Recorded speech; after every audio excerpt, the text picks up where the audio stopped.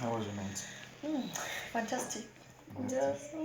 Yo, mine was good because like nechikafu chandakadya nezuro hakwana kundifida cha. And I know I really enjoyed. Really?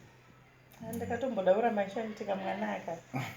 Wajesaza mutumbi wachiti handina zvandoziva. Chaisitoziva basa yacho takabva kure nazvo. I see. So anyway, ngoiwa tinonombomukeri kusi ndakaneta chama ndakashanda singeti nezvo. Hazisi tatu kuma7? Yo, zvinoita ndozvona later kuzi ndinotombopinda chimwe futi. Ndipo wakamvura sirati. Mvura ye? Ndikomwa mapirizi. Mapirizi ezini. Mapirizi pachirungu baby. Saka ndomwa makuseni. Wait. Time yangu I think yatukwa nemwa mapirizi. Wait. You mean chirungu ezini HIV and AIDS? Yeah.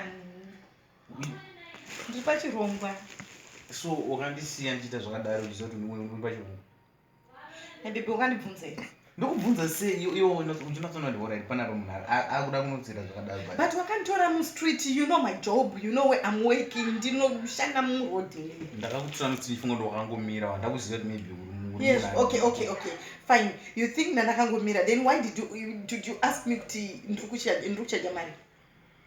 Okay. Chombo ndiri wrong, alright. But at least waifanira kundiudzawo kuti wangu ini ndinorwara. Saka waindijadha nemasiso ako. Exactly. No, you can't just do that. You are supposed to. Okay, fine. It's much better and it can do talk with what you know. But zvichashandei ndaita hazvina zvazvinotomboshanda zvona but hazvina kana basi.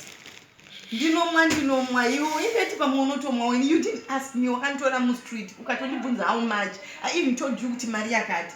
So nhasi wakurwadziva sinei. No, okay, fine. Chilipa mari yangu. Mari. Muno ndiri kubuda chilipa mari yangu. Ndakaurirana. Mari. Are you going to give me my money? Dai wakandiudza kuti uri pachirongwa ndai maybe ndachikupa mari. Ndakubhadhara mari yangu. Ndamari ndikupa. Ndokupa mari taxi yekusiya kana Okay, fine. Ne? Iwe uri kuti handina kukudza kuti ndiri pachirongwa. Did you even ask me? Andina. Wakanditora mustreet. So your problem is naked. No, wakanditora mustreet half naked. Ukandibvunza how much am I charging? Ndikakudza mari. Okay, fine. Let me change. Mari yangu unondipa. Shandire mari. Muda utojaira straight. Pamwe utori murwere iwe kokupera kwakaita iko zvakanaka. Unotora rafa mari ndikupa iro. Ndioro ndakarwara ndondirwarisa iro. Ana mari ndikupa manje wakajaita.